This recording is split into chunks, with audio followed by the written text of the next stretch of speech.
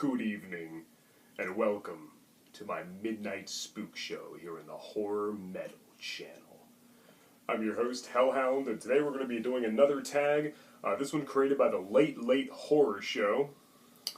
It's going to be called the Final Girls tag. That's right, I was tagged by Sean Erschen, and as usual, me and him have a lot of the same answers, so if you already watched Sean's video, prepare for a lot of the same choices. I try to differentiate for diversity's sake, but a lot of the answers I think are the definitive choices that I would definitely pick, so I didn't want to defer too much, even though it's going to be a lot of repetition if you've already seen Sean's video. But anyway, that's right, here about the final girls, either just the women who were lucky enough to survive and just happened to get away, or the badass heroines who fought back against their tormentors.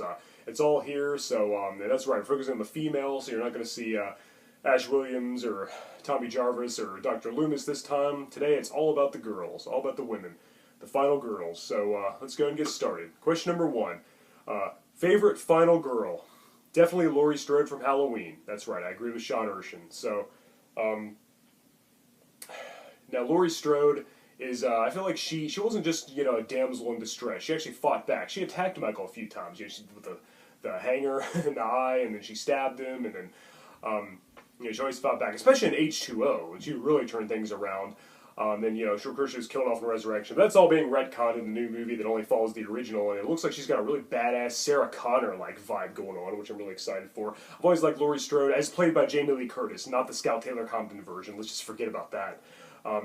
Jamie Lee Curtis is always my favorite actress. She was a scream queen, and then she became a big star, but she never forgot her roots. She never forgot her horror background, even returned to the characters all these years later after she'd already hit it big, which is definitely very admirable, and I respect her for that. And she's still doing it now with the upcoming Halloween, which is awesome. So Laurie Strode's always been my favorite final girl from Halloween. She always fought back against Myers, and, Halloween 2, honestly, she didn't really have much to do, but, she was recovering from her wounds in a hospital, and she'd been sedated, so, there wasn't really much she could do. But she did manage to shoot out both of his eyes, so there you go, there's that. And she stayed alive, most importantly, which is hard to do if you're facing off against Myers. So, close second would be Nancy Thompson, who's played by Heather Langenkamp from the Nightmare on Elm Street series. So, there's that. Because I feel like a lot of the other final girls, they didn't really fight back all that much, and they just kind of, and a lot of them were actually killed, like in a sequel, so... Nancy included, and Laurie technically, but they're retconning now. But anyway, let's go and move on. Question number 2, most badass final girl. Again, I agree with Sean Erschen. To me, there's only one definitive answer, and that's Ellen Ripley from the Alien franchise, played by Sigourney Weaver. She was just awesome. Filming a video!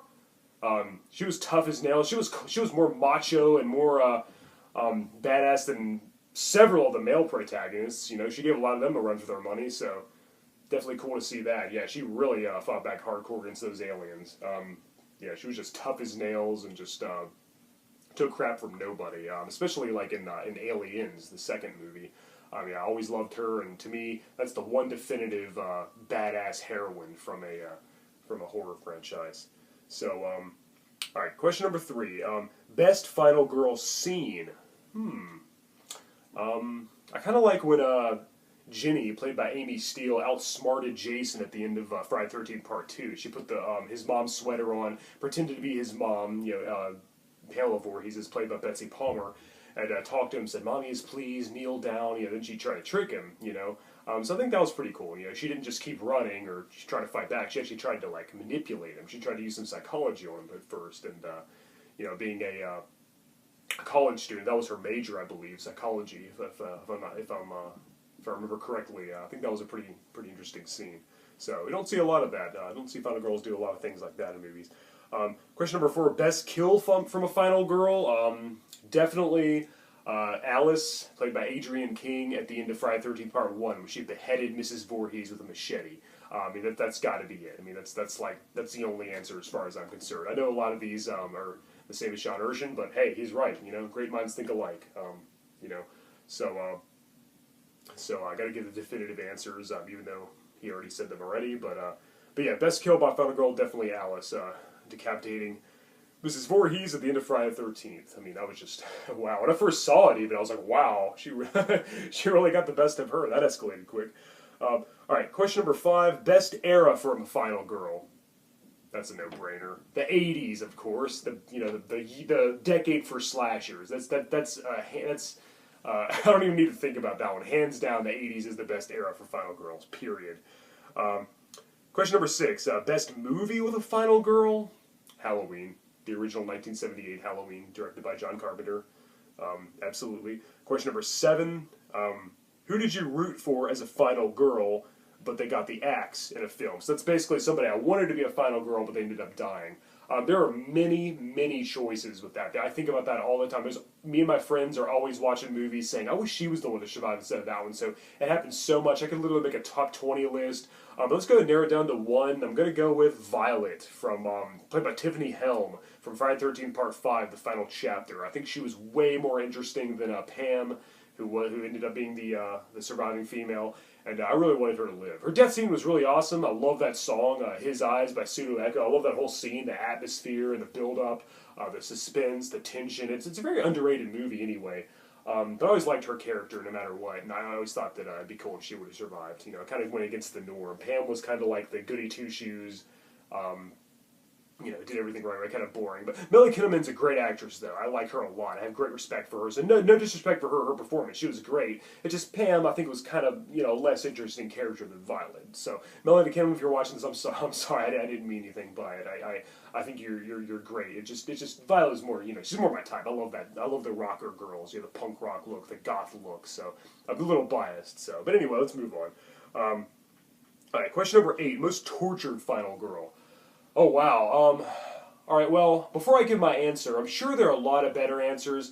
I did watch a movie called Terrifier recently, which was kind of a follow-up to All Hallows Eve, featuring Art the Clown, which is a very brutal, very disturbing movie, very gory and just very shocking, and it really pushed the envelope, even for today's standards. It didn't shock me or scare me, but then I kind of feel like that was the whole point. They just tried to be as brutal and shocking as possible. They tried to let's think of the most fucked up thing we can do and make it into a movie. Art the Clown was just brutal. He almost made Jason and Freddy look like Girl Scouts. And I will say what he put that girl through was pretty crazy. She was very battered up towards the end. He ate her face off, and he paralyzed her and everything. He really put her through hell. That was definitely one example I could think of. There's a lot of modern movies.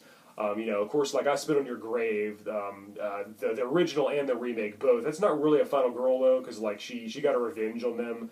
But I guess you kind of consider it that, even though there's not really any other characters that were killed. So it's not like she's really the final girl. She was the only girl. She got her revenge. So I'm sure there's much more. I'm sure there's all kinds of messed up movies where girls raped and tortured and had her limbs cut off and had her skin. Scraped off or something crazy like that. But I'm going to go with Sally Hardesty from Texas Chainsaw Massacre. I know there's probably more examples that went through more, but for a serious horror movie that I actually kind of take seriously and think is more definitive, I'm going to go Sally Hardesty. They put her through hell. Even the actress Marilyn Burns was roughed at the end. A lot of those blows and the cuts, her injuries were real.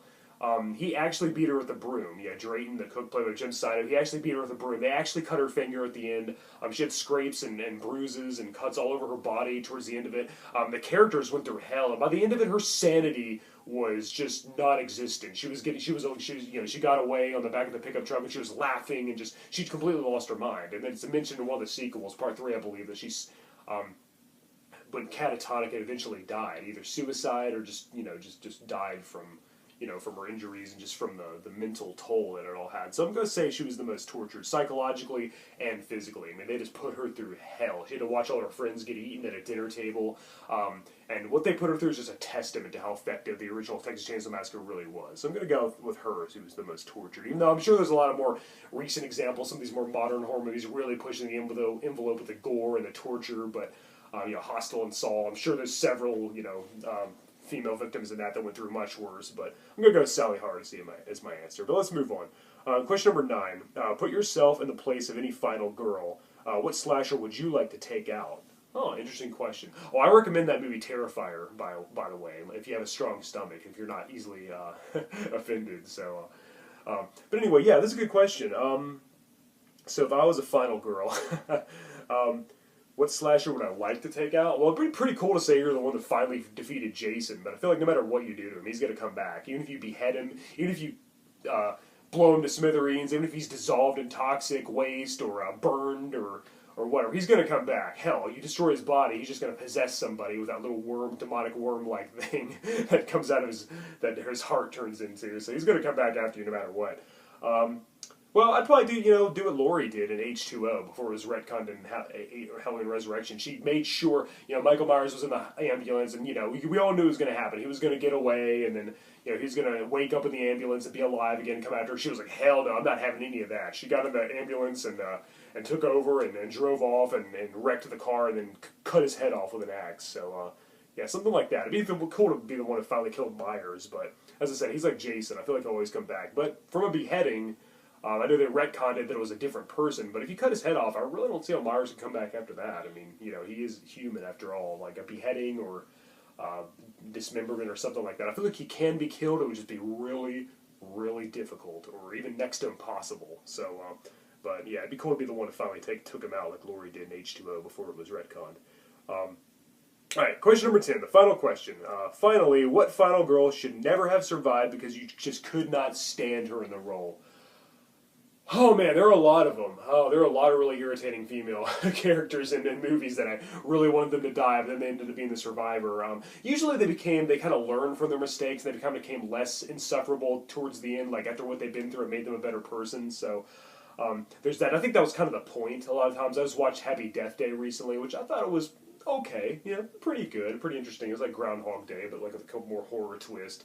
And that I hated that girl. She was a horrible character, but she kept repeating the day over and over and over up until she was killed. She was killed each time. She kept repeating it. She became a better person each time. She became nicer and more likable and more friendly and more sociable. She was just a bitch and a slut at the beginning, but she became a much better person throughout her day. So there's a lot of examples like that, but one that there's a lot that I can think of, but luckily most of them were killed. But the one I can think of, honestly, I never really cared for Chris, played by Dana Kimmel. Chris Higgins from Friday the 13th Part 3. There's probably a better example. There's probably a more annoying character, but I think she was my least favorite final girl in that whole series. I know there was some that weren't all that interesting, like Pam. But she was just like, she just got on my nerves. And I even heard that the actress talked them into cutting out a lot of gore and nudity, and they actually agreed. They actually accepted that. They actually gave into her request. They gave into her wishes. Like, hello, fire her ass and get a different actress. Because I love that movie. I love Part 3, but it could have been, it could have been better if it had all that stuff in it. And I still think it's one of the best of the series. But hell, it could have been even better. If that's even possible. Maybe it would have been better than the final chapter, which is my personal favorite. If they kept that stuff in. So yeah, I never liked her character. I never liked that actress in that movie. She's probably okay in other things, but I just think that was a bad situation, and she shouldn't have survived. Jason should have killed her at the end. She had a little history of Jason. She had a run-in with him the previous summer, causing a few continuity errors, I might add, which I won't get into here. But yeah, I'll go with Chris Higgins, played by Dana Kimmel from Friday the 13th Part 3 is my answer, even though, again, I'm sure there's way more obvious examples, but I can't think of any right at the moment, so let's go with that. Alright, anyway, great idea for a tag. Definitely check out the Late Late Horror Show's channel. Check out his original video, subscribe to his channel. They do a live stream every Tuesday, so definitely check that out. Check out the original video. Check out Sean Ershen's original video. Subscribe to his channel. He's got some amazing content. Very happy to be friends with him. He's a great fellow YouTuber. He's got some very interesting videos. He has a lot of my same opinions, as I mentioned before. We agree on a lot of stuff, and I mean a lot. We have like almost the exact same viewpoints, so sorry if some of the answers were way too similar to his, but what can I say? The guy's got great taste, so... Anyway, let's go and wrap this video up. Thank you guys for watching. This has been the Midnight Spook Show here in the Horror Metal channel with your host, Hellhound. Until next time, guys.